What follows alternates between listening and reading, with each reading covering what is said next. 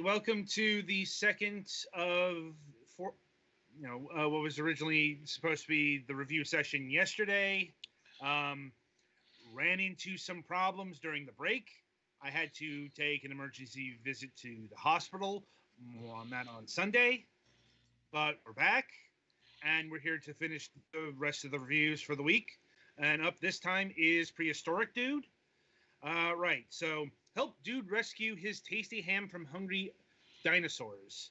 There is so much wrong with this sentence, I don't even know where to begin. Anyway, Prehistoric Dude is a mini Metroidvania game during the Stone Age, which tells the story of Dude, a friendly caveman who loves ham. Explore 3 different scenarios while looking for the Dude's delicious lunch.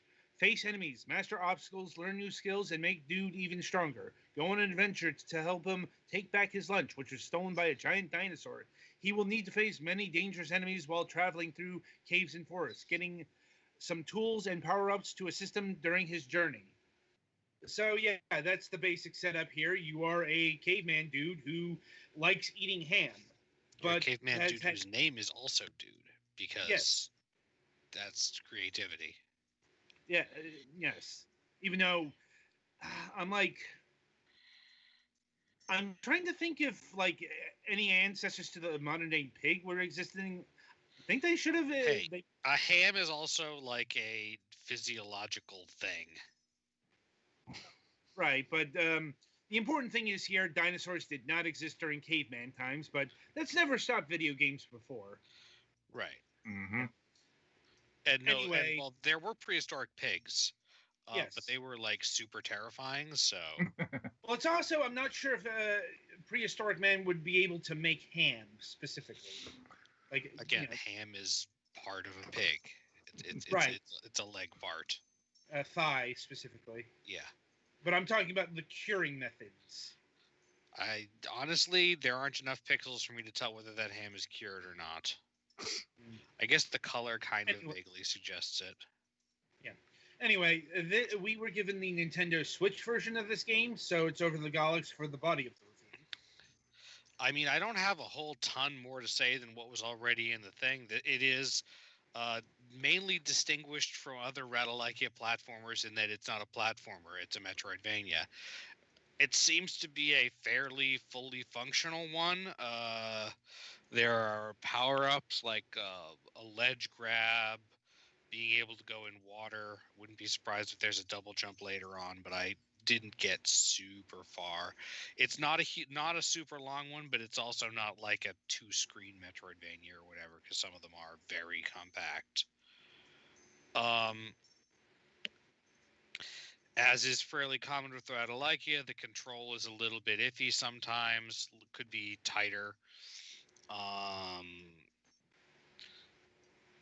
You do have to unlock your primary means of attack for like most of the game is chucking axes, or for a significant which have a charge shot, which surprised me. And the axes are actually like, when you walk through a little piece of grass, there's a chance of it dropping a either an axe or a fruit, and those are required to. The axes are required to use to throw axes. You have to like get at every axe you throw, but that's not super hard. They're fairly plentiful unless you go ham on attacking.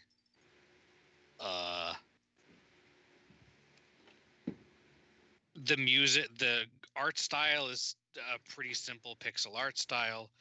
The music is pretty much one background track per area, and not even super different between areas sometimes.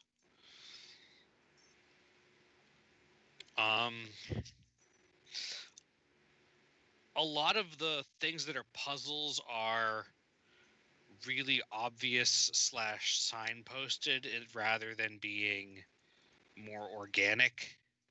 Like when there's a gate that requires you to, it'll be usually to be like kill all the enemies in the area, or flip all the switches in the area, or have a certain number of fruit to open gates and stuff. So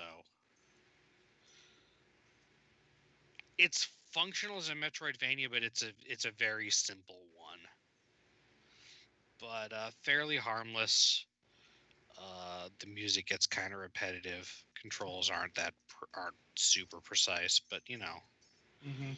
I I mean, actually like Metroidvanias, so it's enjoyable. It does also have as an option, at least, a speedrun clock that you can actually like have on the screen. So if you want to try to get super good at it, there's your incentive for that. I don't know how good of an incentive that is, but do you have a question, Adam?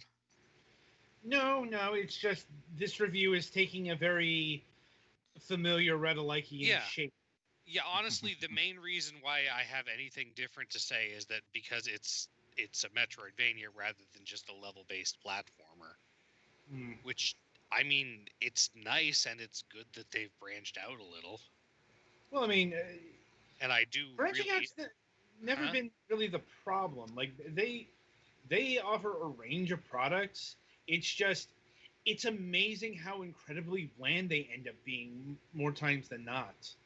It's especially more incredible the fact that you know a lot of these aren't their games; they're other people's games. But yeah. like this This one one is here, by what? Who? Light Up, Yeah. and Light Up was the this was originally done for PCs a few years before the console ports, but it's looks like a Radalikia game. It moves like a Radalikia game, and so on and so forth. Mm-hmm. It's quite astounding. I, I don't know if there's something actually to that, or there has to be. Mm-hmm. So yeah, it's fun and inoffensive, but there's not really a whole lot to it. And certainly there are better Metroidvanias. There are, Mm-hmm. because it's a popular genre, there are a lot of really good Metroidvanias. But this is like, I don't know, like a side dish Metroidvania. Sounds about right. Uh, anyway, as far as pricing goes, it's your standard $5 affair, and I believe that is on all platforms, including the PC. Mm-hmm. So, is this game worth $5? Yeah, probably. Okay. And anything else to say on Prehistoric Dude here? Not unless you guys have any questions. Not really, no. Me neither. Betty? Yeah, there's not much special about it, but it's decent. I'm good. Okay. Right, so that'll about do it for Prehistoric Dude here.